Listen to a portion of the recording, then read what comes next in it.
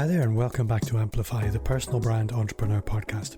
I'm Bob Gentle, and every Monday I'm joined by amazing people who share what makes their business work. If you're new, then take a second to subscribe through your player app, and while you're listening, join our Facebook community. Just visit amplifyme.fm/insiders and you'll be taken right there. Hi there and welcome to Amplify, the personal brand entrepreneur show. My name is Bob Gentle, and every week I'm joined by amazing people who share what makes their business work.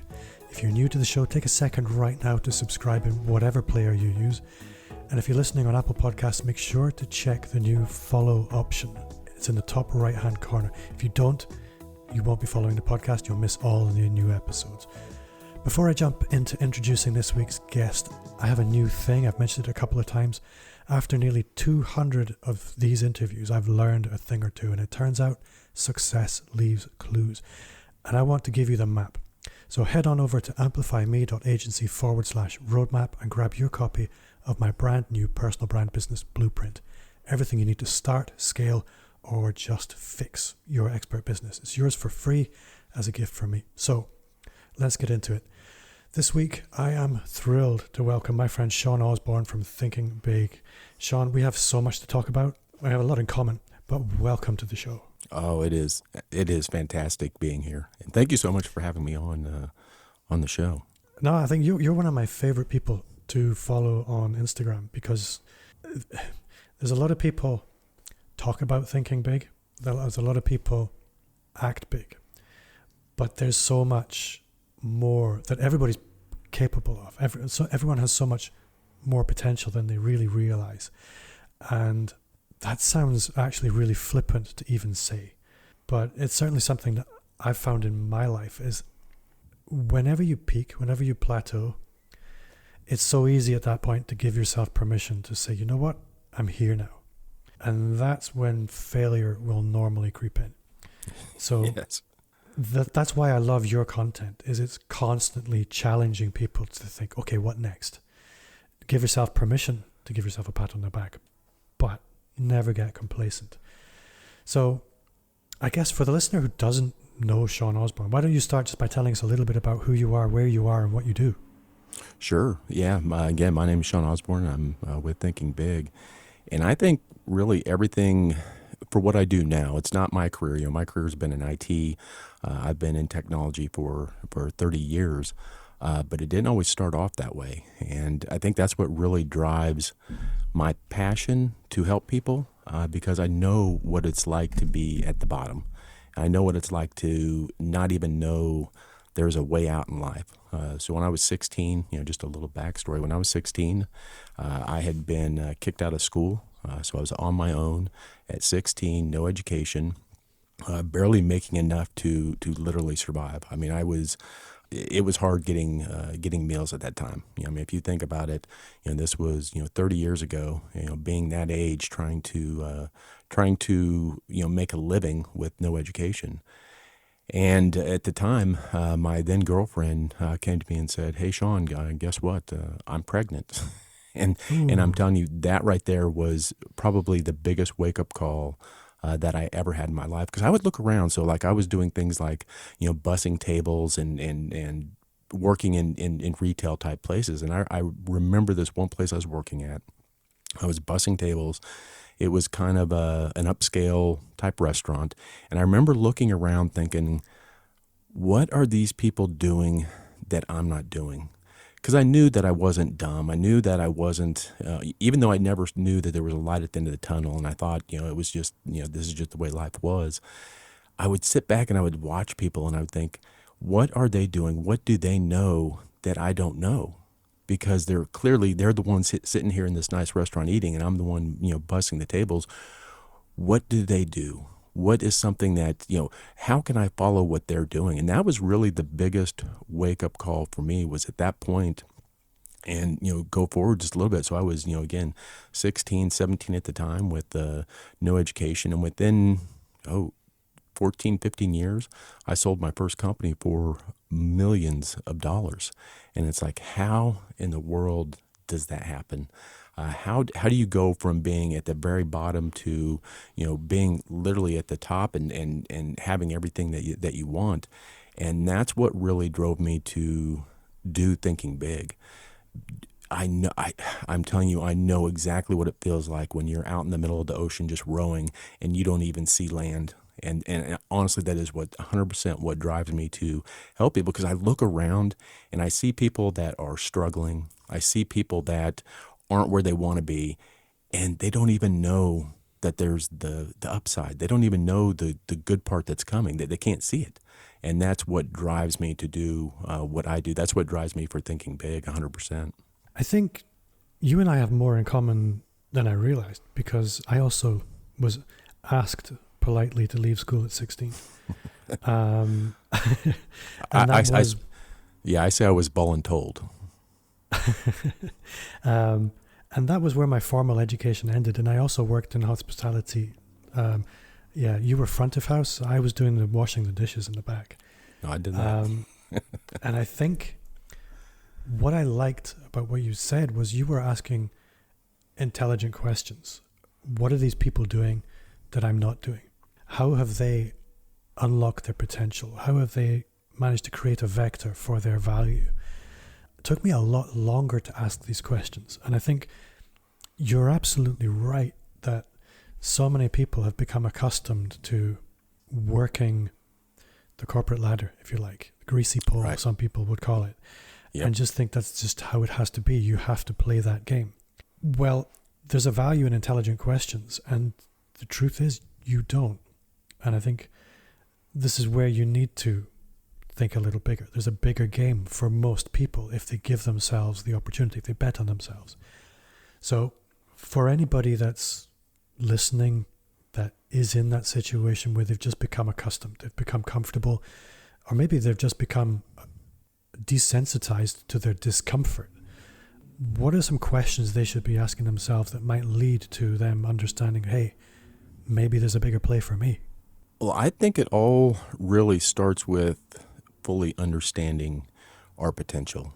So, if I go back to that story, even after I went through all that, I sold my company for, again, millions of dollars. At the time, I was, right at 30, so I literally went from 16 to 30, did all that. At that time, I still thought it was just a fluke. I thought I was just lucky. I thought there's no way this will ever happen again. I just was at the right place at the right time. Even at that time, I did not know that there is a law of attraction. I didn't know that I manifested, whatever you want to call it, that I brought that to light, that I'm the one who did that. And again, even after that, it was, completely, it's never going to happen again.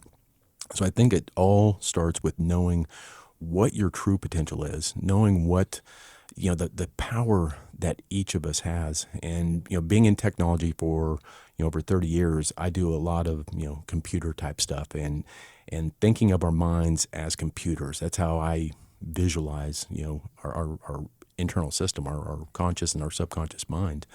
But understanding the true power, to me, was the start of understanding that, yes, I really can do this again. I really can manifest this into reality. I really can do these things over and over again. It's a law. It's the way it is. That's how you become successful, is you follow these principles. I think that's something I've worked with business owners my whole life, and I've seen a few trends, and one of the trends has always been, you don't have to be super smart to build an incredible business. Nope. You really, really don't. I've known some people who I would say were dumb as mud. Mm-hmm. And they have built fantastic businesses. But not only that, they've sold their businesses and they've gone on to do it again. And like you, I thought, hey, they were just lucky the first time. Yeah. But no, they weren't. They just understood the script. Like you said, there is a script for success. You just need to run that script. But for some reason, we all find that script quite elusive. And I don't know what you feel about this, but the problem is a lot of the script is potentially uncomfortable. Yeah. And I think that's the bit that maybe puts a lot of people off, is they maybe see the potential, but then they see the discomfort. And there's the discomfort, which is almost guaranteed. And then there's the success, which is not guaranteed. And that puts them off. So, Yeah. yeah. Yeah, and we, by default, as human beings, don't want pain. I mean, our whole subconscious that's, basically running everything that we do, its job isn't to make us happy. Its job isn't to make us, rich and rich in whatever, rich in relationships, rich in money. Its job is to keep us alive. And, once you realize that you're actually in areas working against becoming successful, because it wants you to breathe. That's its whole job, is to have you continue breathing. But if we don't challenge ourselves, if we don't get uncomfortable, we're never going to grow. We are never going to get any bigger than we are today unless we get out and we get uncomfortable and we do these things that we don't want to do. Because I don't care if you want to be successful again in relationships, in your marriage. I don't care if you want to be successful in your career, in sports. It doesn't matter. It's going to take uncomfort to get there, no matter what. And you look at any successful person, I don't care who you interview, any successful person is going to tell you the exact same thing. You have to get out of that comfort zone. You have to move forward. You have to get bigger.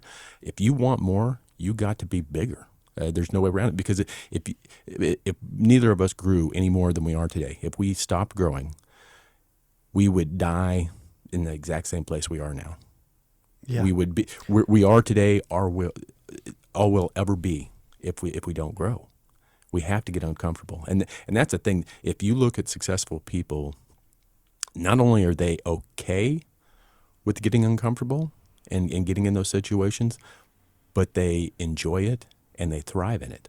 So if you look at someone who's successful, I can guarantee they enjoy the discomfort. They enjoy the challenges. They enjoy those. They embrace those now rather than stay away from them. I guess it's a little bit like theme parks, that you look at a theme park from the outside and you think, that just looks terrifying. Why would anybody do that? But then you ride a couple of coasters and you think, hey, this is actually quite fun. And you realize there's a reward to that risk. If we view risk from the outside, all you ever see is the danger. You see the hazard. You never see the upside. Yeah. Once you've become accustomed to being in a hazardous environment for a little while, you start to realize, hey, there's so much more to this that people don't see. And we wonder why people put themselves in these situations, to be highly visible, to be vulnerable. We wonder why people go without, why they sacrifice. What we don't see is all the upside. Yeah, something I wanted to ask you about, and I imagine you've seen this yourself with the people that you work with, is that people seem to achieve a certain level of success. For some people, it might be $30,000 a year. For some, it might be 80. For some, it might be 150. But they kind of reach a ceiling, but that they just can't break past. Yeah. Have you any perspective on what's behind that?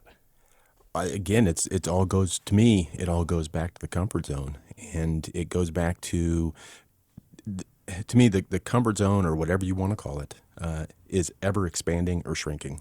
It's always growing. It's never stagnant.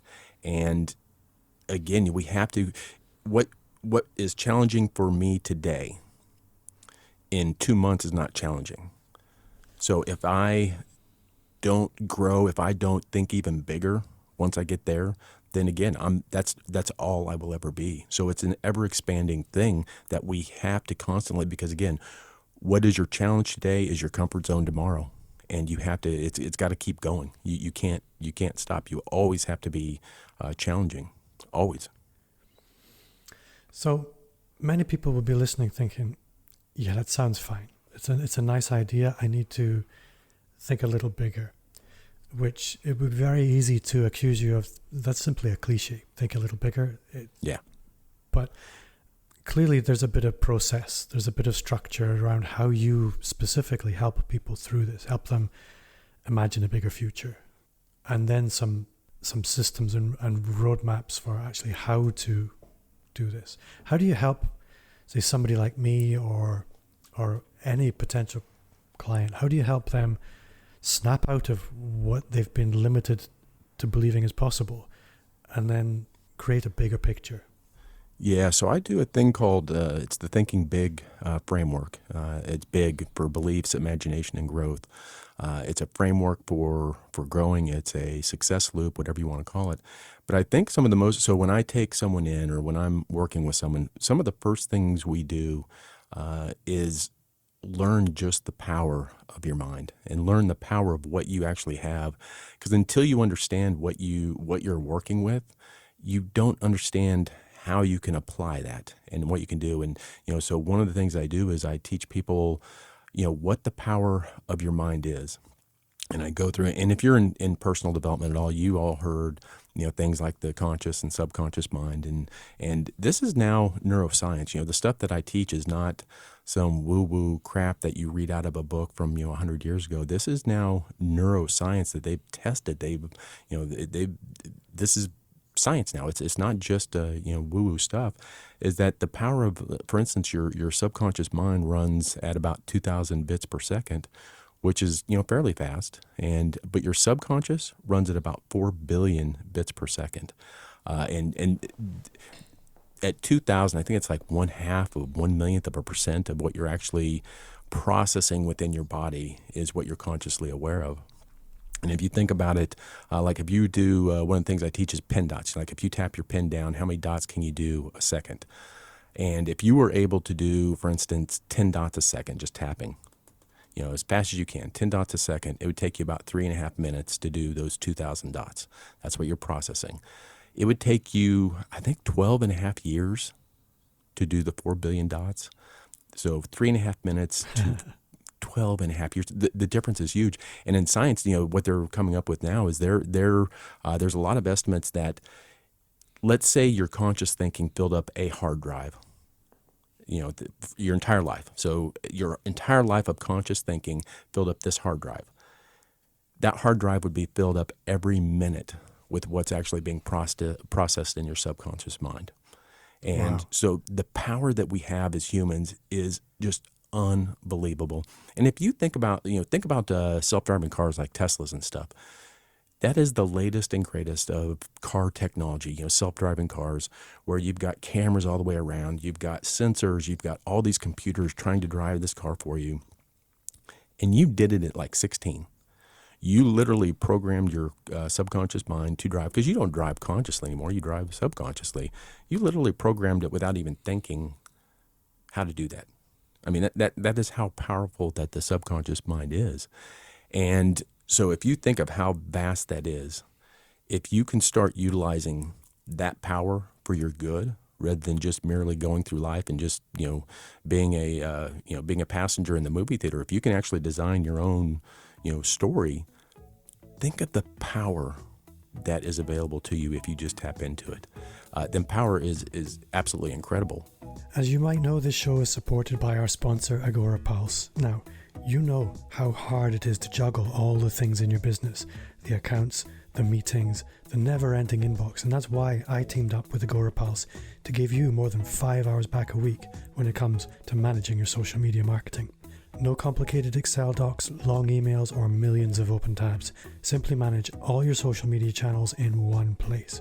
Go to amplifyme.agency/Agora Pulse to score 2 months for free on me. Now, all you have to do is figure out how you want to spend those spare 5 hours. See, that's actually, there's stuff in there I've never heard before.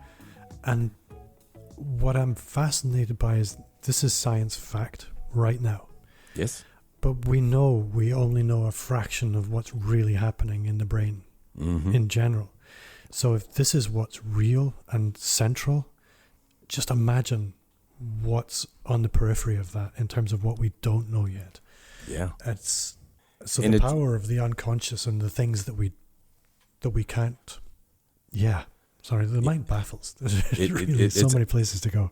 Yeah, and so that's what drives me is just, oh my God, this power that we have in it, and the way that our mind works. If you start getting into things like NLP, neuro linguistic programming, and you start getting into these techniques that learn how to utilize your subconscious or utilize your fast thinking better, the more power that we have.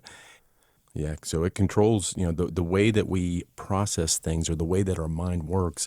Again, we're only being given, think about the way I think about it is our conscious mind is a stage, and our subconscious mind is just kind of pushing things through a curtain on the back of the stage saying, oh, here you go.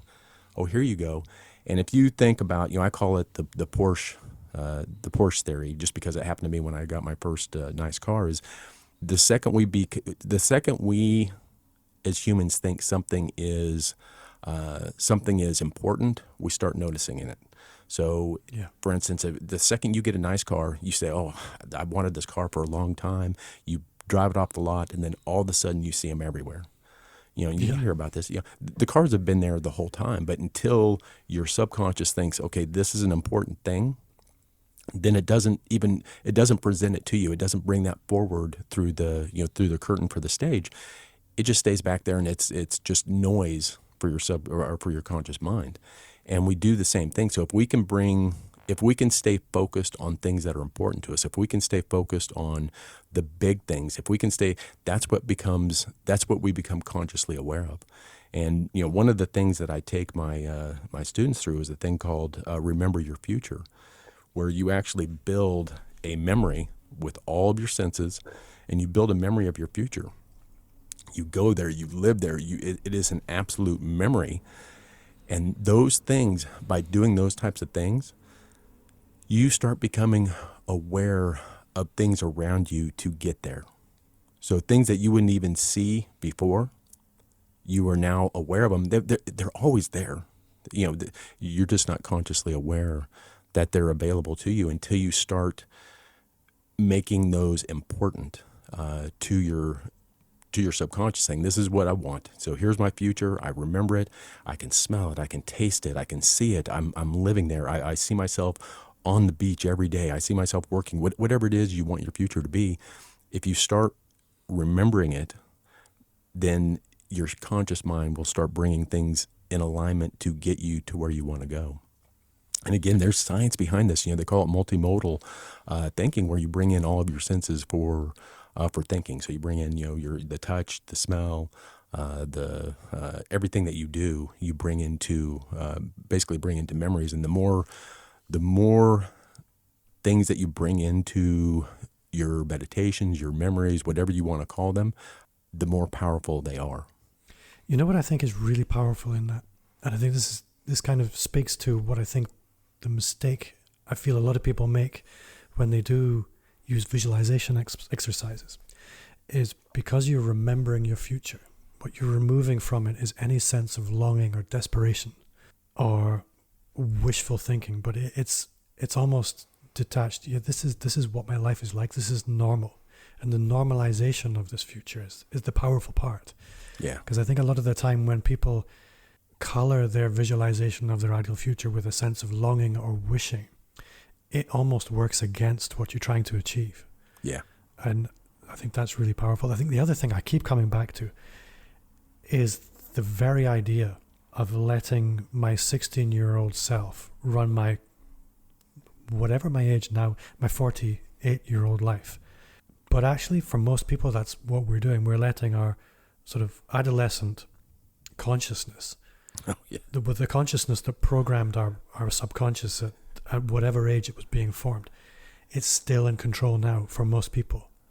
And you look around the world and you wonder why it's as it is. The answer's staring you in the face right there. Is being run by a bunch of adolescents subconsciously. Yeah, there's that one saying, what is it? We are all tattooed in the crib with the thoughts of our tribe. So whatever environment we grew up in, by the time you're age 7 to 10, our subconscious has been programmed. It's it's there.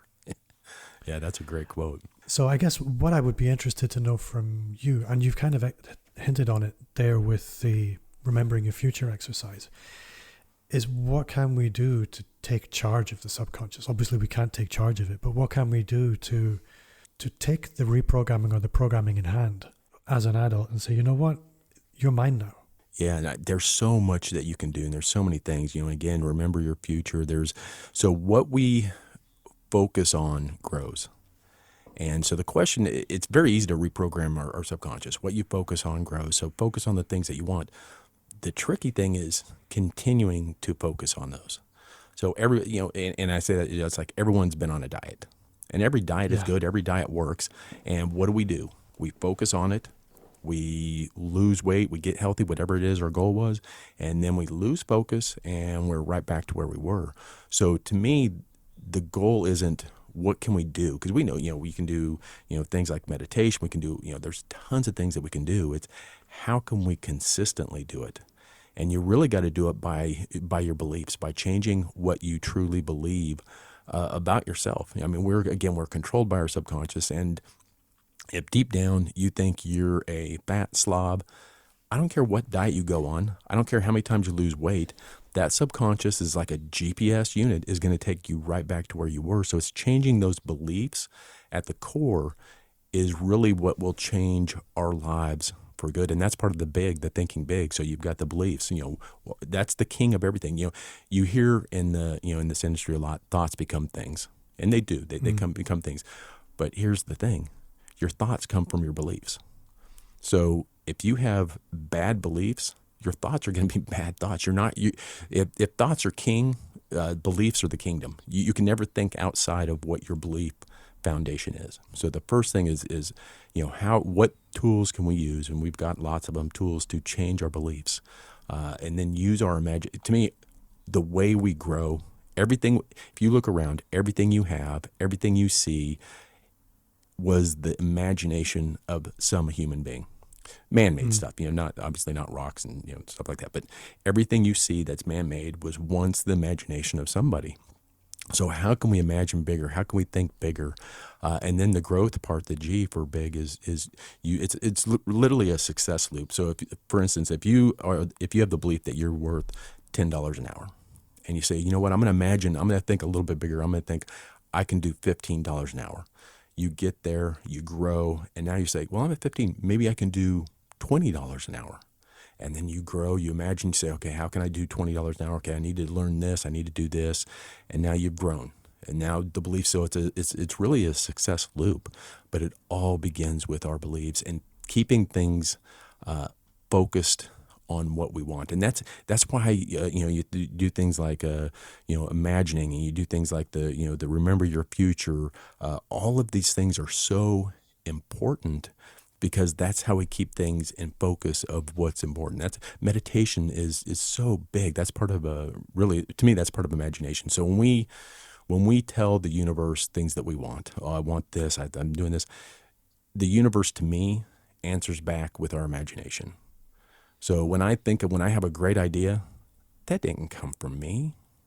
Who am I to think? That didn't come from me. It came from something. What did it come from? And that's where imagination is our greatest gift as a human being, is being able to imagine. So I think what I'd like to roll into now is, on a practical basis, how do you work with your clients? I think in terms of understanding Sean Osbourne's value, I think we've got that down. I love everything we've been speaking about. It really resonates strongly with me. But for anybody thinking about what does working with Sean Osbourne look like, what's the answer to that question? How do you actually engage with people to help them on a very practical level? Yeah, so I do things like webinars and workshops and group stuff, but my true passion is working with people one-on-one. And so coaching people is really what drives the passion. And I can tell you that my coaching is probably a little bit different than some. I never want to tell someone what to do, because the only person that knows Bob is Bob. What I want to do is show Bob, here's holding a mirror up to you, saying, okay, here's you. Here's what you are. Everything that you need to grow is already within you. You already know it. I'm telling you, you cannot have a thought like a growth thought. Here's what I want. I've got this big dream. You cannot have that dream and not be fully resourced to get it. It's impossible. You would not be able to have that dream of that, whatever it is that you're wanting, without being 100% resourced to already get it. So my job as a coach is not to tell you, oh, go do this. Oh, go do this. I'm not strategizing. I'm not telling, okay, well, now you need to go do this. I figure out what you need to do for yourself. How can I show you what you need? And only you know what you need. So that's my whole coaching is letting someone see what's inside of them.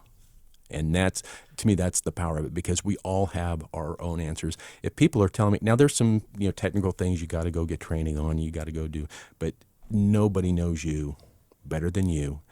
And nobody can tell you how to get where you want to go but you. Use your, so here's the thing, we have these ideas, we have these things that come up. If I've got a goal of doing this, I will have ideas, you will have ideas on how to get there. And most of us, what do? We think, that's a dumb idea, I'm not going to do that. That ideas, that imagination, that is exactly where your direction of where you need to go to get what you want. It's telling you all the time. You give your subconscious a command, and again, that's exactly what Remember Your Future is. It's like, this is what I want. This is my command. This is the life I want. Your subconscious behind the scene is going to sit there and tell you, okay, well, do this. Call this person. Oh, do this. Go to that workshop, or do this. Meet this person. And most of the time, again, we say, that's stupid. I'm not going to go to that. But and that's what we do. But I'm telling you, if you have a dream, you already know how to get there.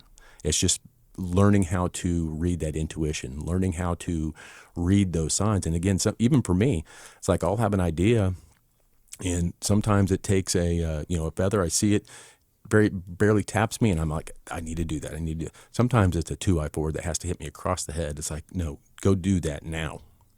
And just learning those intuitions and learning to read those is, to me, is really important for any of our growth.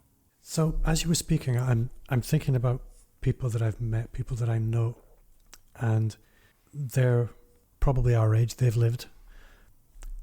And I often encounter people, and I think there's so much potential there that you don't see. What would you say to anybody to try and stimulate them to think, yeah, you know what, maybe there is a bigger play for me? There's so many things to do. So one of the first things is, we as human beings, we have this amazing gift to think negative about ourselves. And I don't care who you are. I don't care. Every day you wake up, and the first thing people do is they have negative thoughts about themselves all the time. I mean, it is nonstop. One of the things I do is I tell people, for the next week, I want you to keep a piece of paper, and I want you to put a tick mark every time you have a negative thought. First time I did it, I needed multiple sheets of paper. It is unbelievable. It sounds horrific. It's unbelievable how bad we talk to ourselves all the time. A matter of fact, there's a TV show out. God, what's it called? Oh, Physical. It's about the lady who started like Jazzercise. But that is the best show, because the entire show is like her internal talk on her negative thinking, and it's just, oh my God, that's how people are all the time. And until you focus on getting rid of those negative thoughts, and if you've ever heard of Dr. Amen, he's the Amen Clinic. He does this thing called killing ants, which is your automatic negative thoughts. But until you start getting rid of those negative thoughts, again, what we think, thoughts become things. The thoughts become things. And if you continue to focus on negative things, that's exactly what's going to happen in your life. That's what's going to happen. And it's like, if whoever you talk to and you ask them, what is it you want? Most people, 9 out of 10 people, are going to start with, well, I don't want this. I don't want this. I really don't want this. So they're not focusing on what they want. They're truly focusing on what they don't want. And thoughts become things. And until we get rid of those negative thoughts, that's what's going to, it's like, I'll talk to people and they'll say, yeah, I'm saving up for a rainy day. Why the hell would you save up for a rainy day? Save for the most amazing vacation. Save for, this. If something happens, fine. But don't save for a rainy day, because thoughts become things. And if you start saving for a rainy day, well, guess what you're going to have? You're going to invite in a rainy day. There's an important thing that I have read about the unconscious, and that is that it doesn't really discriminate between positive and negative. So if you say, I don't want to be in a car crash, all it hears is car crash. Yep. And this is really powerful. Because you're right. Most people focus on what they don't want.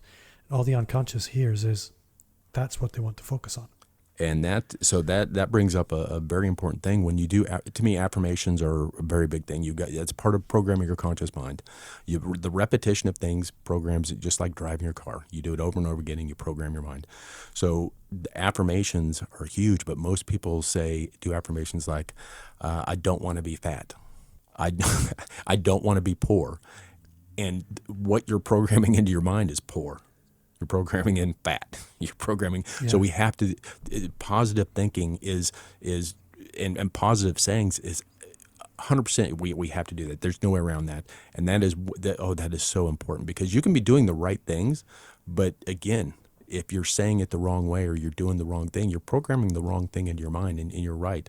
Subconscious doesn't know good from bad, right from wrong. It just knows what is.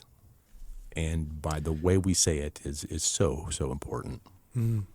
I guess what I'd like to explore for a little bit is your own sort of Sean Osbourne personal brand journey, because as you probably know, that really is one of the hardest journeys for a lot of people. I think when you run a company, it's very easy to sort of tell everyone how great your company is. When it's you, it becomes much more challenging to say, this is who I am, this is what I do. Yeah, to do that in a small environment's fine, but the bigger you try to play, the more vulnerable you start to become. So I'm curious to know how that was for you, because I mean, you have your podcast, you do other bits and pieces. What has your sort of Sean Osbourne personal branding journey looked like? And how was that for you? So I think, to me, the Thinking Big, whether it's Thinking Big Coaching, the Thinking Big podcast, that all started with a completely different mindset for a company. Again, I've had successful companies out there. I've done those big companies. I've done those things. Thinking Big was truly a passion on helping people. And if, again, like this podcast, if there is just one person that gets a gold nugget from either you or me from this podcast, it's an absolute win. And so Thinking Big is a completely different, I guess, company than I've done before. This is much more of it's not a widgets company. It's a human company. It's just such a different type of branding and a different type of company than I've ever done before.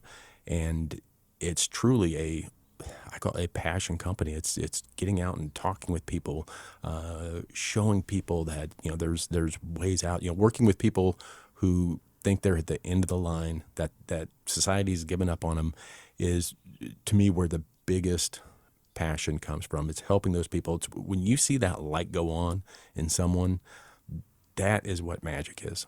That's where it's at. So from a branding standpoint, it's hard because this is such a different type of company than I've done before. And I struggle with branding. I struggle with, just like anybody else. It's a whole new ball game out there nowadays with how we present ourselves, how we do things. And it's just such a different company than I've done before. I think one thing that a lot of people assume about people in the coaching space, especially where you're really looking at the peak performance end of the spectrum where you sort of fit in, they just assume that you've got everything buttoned down, squared away. But the truth is, if you're not growing, you're dying. Yeah, absolutely. Yep. So where do you struggle most? What is it that challenges you? Where do you feel most vulnerable in your business? So that's the thing, part of coaching is, people sometimes do see you as, so you've been successful, you've done this business, you've done all these amazing things, but what they don't understand is the shit, the hell, all of the negative thoughts, all the stuff that I've gone through to get there. If you ever find a coach that's just purely successful, run.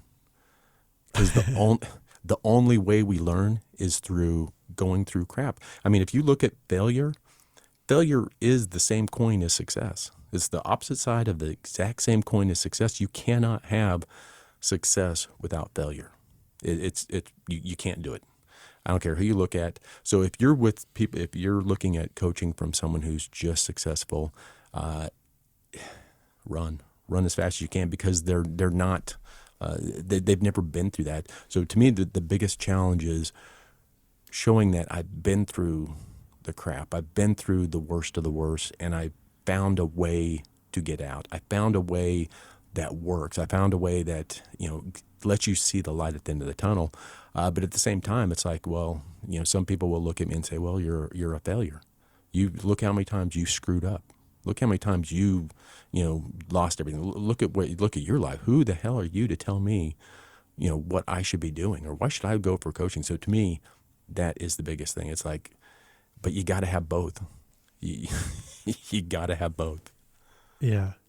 Sean, this has been really, really interesting and exciting at the same time, really digging into the mechanics of the success mindset. A lot of people, they do get very woolly when it comes to this particular topic. And I think what I've really enjoyed is this has been super practical, really, really practical. If people want to go further with you, if they want to connect with you, how would you like them to do that? So there's two ways. One, pop over. You're on a podcast. Pop over and take a listen to my podcast, Thinking Big Podcast, and we talk about these types of things.